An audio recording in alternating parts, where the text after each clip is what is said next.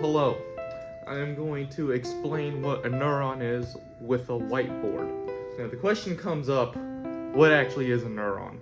Well, a neuron right here, it's this thing right here, is the basic building block of our information system. It's made up of multiple parts right here that I have conveniently color-coded. So this big red part right here, this is called the cell body. And that's like the main hub of the neuron. That's like the brain of it, basically. This outer blue part right here, these are called dendrites. So all of these little flower parts, these are called dendrites. And dendrites are what receive the information from other neurons. This green part right here is the axon. And the axon here takes the signal from the dendrites and it helps it travel through to this light blue part called the terminal branches, and these are what get the signal to other neurons. Now what's cool about the neuron and about all of this right here is that it's got a protective barrier around the axon. This protective barrier is called the myelin sheath. And what the myelin sheath does is it basically protects the axon and it helps speed up the information process so that it doesn't take 10,000 years for the signal to get from the dendrites all the way to the terminal branches through the axon. It helps it speed up the process, as I said, like 30 seconds ago. And yeah, it's really cool. Around the myelin sheath, you have these little spidery cells, and these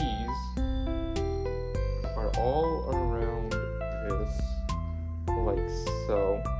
And these green things are called glial cells. So these parts are called glial cells, and what they do is that they insulate and provide nutrients to the myelin sheath, because the myelin sheath doesn't actually do that themselves. The myelin sheath is basically the queen bee, and the glial cells are the worker bees. The glial cells also filter out neurotransmitters, and they help guide neural connections. Now what's cool about glial cells is that they actually have a higher proportion to neurons in more complex animals. Okay, new drawing. This is just the axon and these are the terminal branches, just in case. And this blue part is the myelin sheath. And we're going to talk about how neurons communicate now.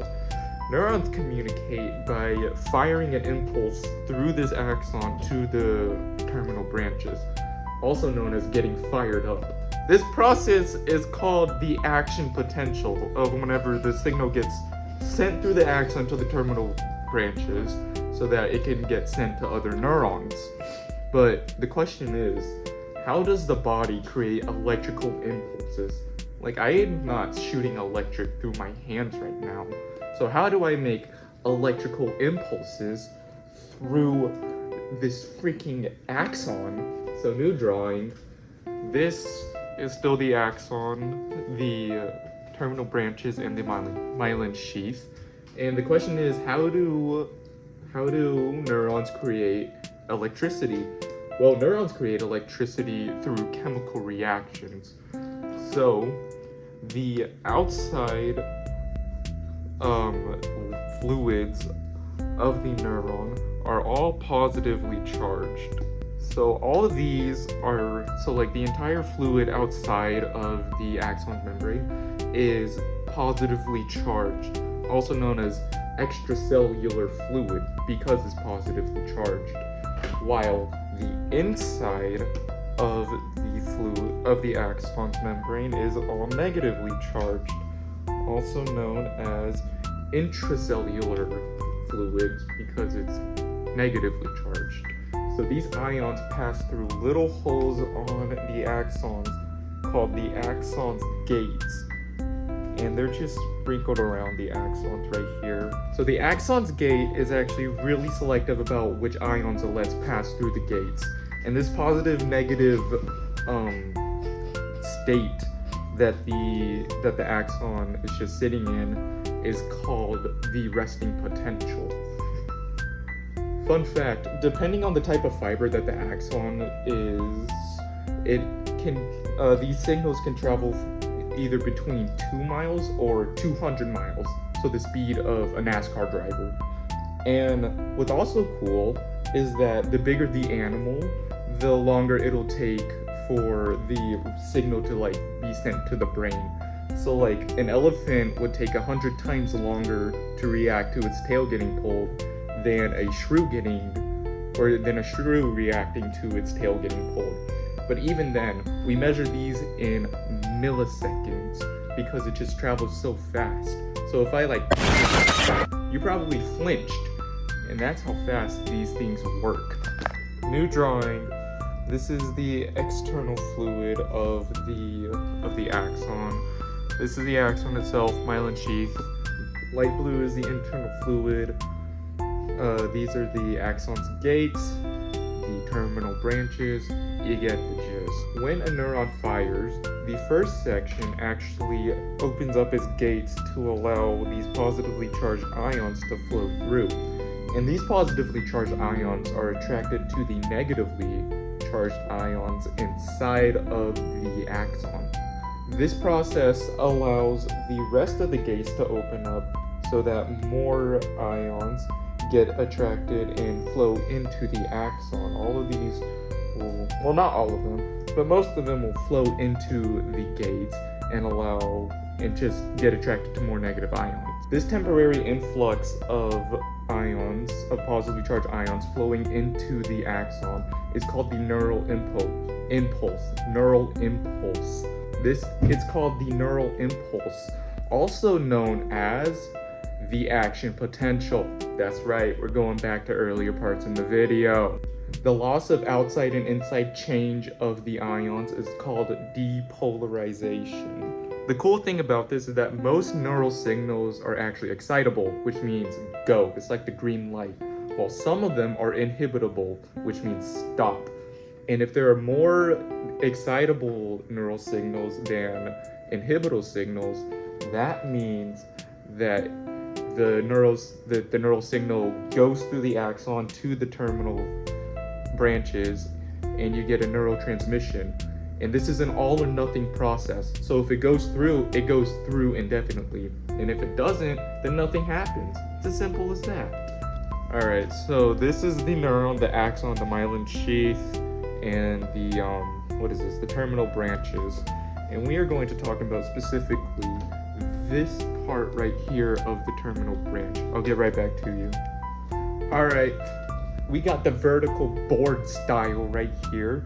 So this interesting looking part, this is the neurotransmitter, and this receiving part right here is just the dendrite.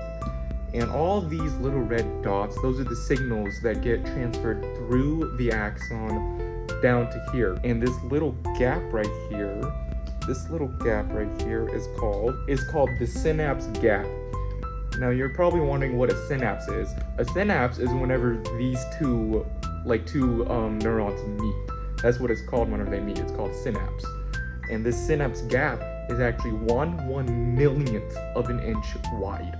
It is super tiny, but it stops all of the signals from like crossing over, so that you don't get like an influx of neurotransmitters, which we'll get into it here in a little bit. But for now, we're gonna talk about this. The action potential reaches the end of the axon, like a button-like terminal, and it triggers an action called neurotransmission. These neurotransmitter molecules actually cross the synapse gap at 1/10,000th of a second. It is really fast. And these little molecules actually, they all fit into these little holes as if it was like a key going into a lock. It fit like right in there, right nice and snug. But not all of them make it. And whenever they go back to the neurotransmitter, it is called a reuptake. Okay, so drugs actually affect the neurotransmitter in a lot of different ways. Like different drugs do different things, obviously. But today we're just gonna focus on opioids and opiates. Like think fentanyl, heroin, morphine, etc. The really bad stuff. Don't do that, okay? That's their message for today. Don't do drugs, please. Now, the problem with doing drugs like opioids is that it'll stop your brain from producing natural opioids, which can have a lot of its own problems.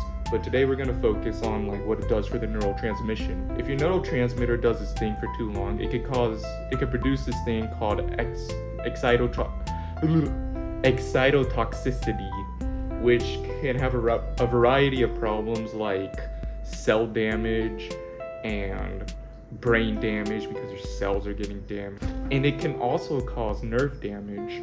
Now, the problem with having too much neurotransmission getting received is that you have too much reuptake. And too much reuptake can kill you. So don't do it, okay? Don't do drugs. And that is why these neurotransmitters are so important to be regulated in the way that they are, and why it's so important that they're healthy. Because if they're not, then, well, you die.